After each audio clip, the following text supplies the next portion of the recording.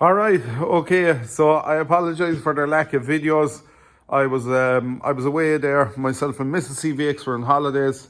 We were gone for 10 days, so that kind of explains why there was no video the two last weekends, wasn't it? Was it 2 weeks? I don't know. Anyway, we were gone for 10 days, so yeah, I'm back this weekend. I was away last weekend, so that would explain that. Yes. Anyway, I'm back. We came back last night there and getting stuck back into things now. You will have seen this. The exhaust was leaking on this one, and I've done a bit of a repair on it. I also had to use some gun gum, which is a kind of an exhaust sealant paste, because the clamps I have there aren't the best thing for the job. I'd say there is a specific clamp for that, but anyway, they couldn't be got. So kind of needed to get it back in action, because the flexi was totally gone on it, and the tractor was undrivable because you'd set fire to it, and the noise off of it was absolutely reckless. So I got that sorted now. The battery was very dead in it there when I went firing it up this morning as well, so I just left the battery charging away while I was at this job.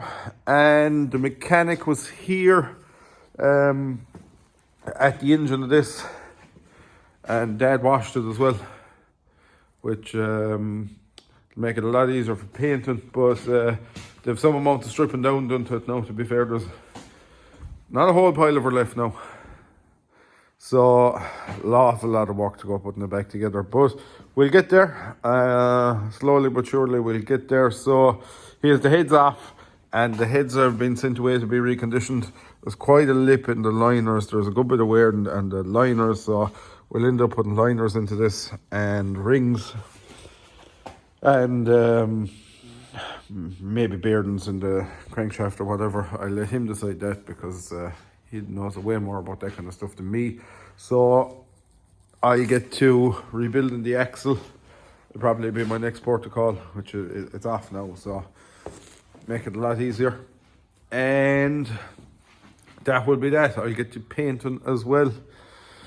Must take off this unit here at the back to get in, because I need to change a couple of pipes and things inside there as well, so it'll give me just a little bit more room to do all of those things. The bonnet is painted, and the mud guards are also painted now as well. So we're making progress, and we'll get there slowly but surely, but it's not easy. Like I said, a lot of ripping and a lot of work to put all of this back together. But there isn't a whole pile left now. If we were to stay ripping, we don't have too much more to take off. So yeah, I'll pull out 9145. That's her finish, so it'll give me a bit more room, and I'll start ripping off this plate here at the back of at the back here where the spool fittings come out. I'll probably fit another valve to this, and then we must put a hydraulic trailer brake valve on it as well. So our exhaust is sorted, thanks be to God. It's not leaking anything now at all, which is always a great help. Doesn't save that you're going on fire. The heat resistant material has gone off the inside of the bonnet, so I need to replace that. I have some of it ordered for this and the CVT as well, so I'm going to put it on the inside of the CVT when she's done. And I just washed off the rotavator, gave it a quick wash. I'm going to stick it up in Dundee because I have a bigger one coming. I was going to keep this for myself, but 3-meter version would be handier to me. This will probably suit someone who's doing a bit of gardens and stuff like that, because it's just ever so slightly wider than the tractor, which would be a good job for kind of private work, I suppose, if you want to call it. Or maybe you have a smaller tractor, you're doing gardens or something like that, or small fields even, but hard to get a good rotavator now. Just a pity, because they're a very useful tool for lots of different jobs. So what I need to get stuck into, one of the next jobs, is I need to bring this mower in and go through it, and also this one. That one needs to be gone through. This one is sold, but I also need to go through that one as well. So yeah, I have plenty to keep me going. Plenty around here to keep me going for a couple of years nearly. But we'll get there slowly but surely. So yeah, look, this might be a bit of a short video, but we might give one more look around the CVT as well. Actually, last couple of years there we decorated the tractor for Christmas. Didn't do that this year, but I'll show you what the mom and dad done there while I was away. So that's what they done, a nice little tree made out of tyres, with a little bit of a bow on top made out of rubber, I would say. It's either rubber or sandpaper, and a couple of little stars painted onto it, and an IBC on the bottom with a bit of a cover over it. So yeah, sure, normally we done a tractor, but didn't really get a chance to do it this year, so that is a nice little thing too, I suppose, to be fair. So yeah, we'll give one more look around before we wrap this one up. So I might leave the front axle until Monday, because what I might do is I'll get a pallet truck. We're going to drop the sump with a pallet truck, I think. I think it'll be the easiest way of doing it. I can just go in there with it, like this bracket off, remove our sump, save a lot of heavy lifting and stuff like that. I can then lift the axle with the pallet truck, just go in under it there, take it out of here, take it out of the way, maybe move the diesel tank, and I can work on it over there where I won't be contaminating this area for the engine rebuild. So I'll cover up the head of it there now tonight, and for tonight I might just do a bit of sanding here and get this area ready for paint. I'll probably do this with a black. I'm not sure whether I'll go a glass or a semi-glass with it. When the rest of the tractor will be painted, I'm just unsure whether I should go with the very shiny colour or maybe tone it down a bit. You see, when everything else is painted, it mightn't look shiny enough, whereas if I was just painting them, I'd go with a semi colour, and I must tidy up bits and pieces of wiring as well inside here. Take off this lead as well. So I've enough to get stuck into for this evening. So like that, look, I'll probably leave it at that for this video. It's kind of more of a, well, less just a cover of me coming back. Today was my first day getting stuck into a few jobs. So we start ripping, get a bit more done. Don't forget the merchandise, the t-shirts. If you're interested in some, please hit me up on any of the social media. So thank you very much, and we'll talk to you later. Right, a bit more stripping done. I've that, I suppose, kind of bulkhead you'd call it, taken off the back of it here. So I can do a bit more cleaning, and I'll be able to paint a bit better. Also, it'll give us more room to go in at the trailer brake valve and fit another spool valve. So we're getting there slowly but surely. But yeah, so I'll size up a spool. It's on the tractor and the hitch cutter, so maybe for Christmas there I might take the hitch cutter off and back that in, take a spool off it, put it on this one, and because that one is 5, so I don't really need 5. 4 would be nicer across the board, you know. What else have I to do?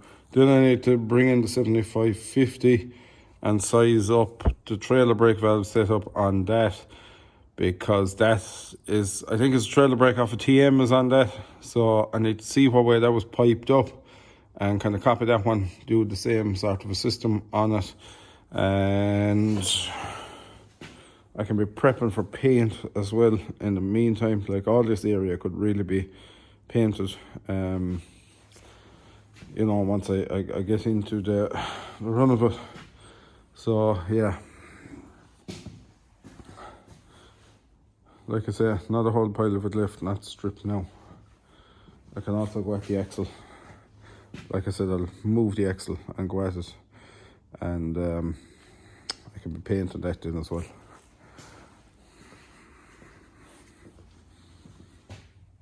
I was showing you that there earlier on. See the antifreeze, see the way it rusts straight away into stuff like that's not exposed with long now, and it's starting to rust there. So it's pretty corrosive stuff once it comes into contact with air. Take off our roof now next and get our roof painted, because the roof is damaged at the back. I wouldn't bother painting the roof only for that, but the roof is, where is it? You can see it just there above where the indicator or the number plate light is. It's damaged up there, so we'll sort that out. as well. And then we're getting there. I think, no, it's there. It makes a bit of a rattling noise going along the road, the roof, which is a kind of a common thing with them, but normally what happens is that there's a little kind of sheet of foam, and it don't be put down properly, and the roof to be vibrating going along the road. This one is doing that, so when I take up the roof, I better suss that out as well. And I'll put in a bigger blower motor into it for the air conditioning, because the air conditioning is poor, very poor in them. So we'll improve that while we're there. I can't wait till to get to the point where we're finished buying stuff first. But I'm glad we're going at it at the same time. I still haven't seen one for sale, believe it or not, since I bought this one. I have seen a smaller version, a 150, and that was for sale for 85,000, I think. So, yeah. Not the easiest thing in the world to get a hold of. But anyway. Remember when we bought it, I said this will never leave. Well, you can be guaranteed I'm not going to sell it now after going to all this trouble. But yeah, anyway. So yeah, that's it for this video. Thank you very much for watching. Like I say, keep an eye there on the social medias. If you're interested in a t-shirt, they're actually a very nice t-shirt, even if they weren't, even if I wasn't selling them. They've Case and Steyr on the front of them. They have Mr. CVX on the sleeve, and they have this logo on the back. So if you go on to any of the social medias there, Mr. CVX on Facebook or Instagram, or you can email me at mrcvx1@gmail.com, and we'll be able to sort you out. So thank you very much for watching, and we'll see you in the next video.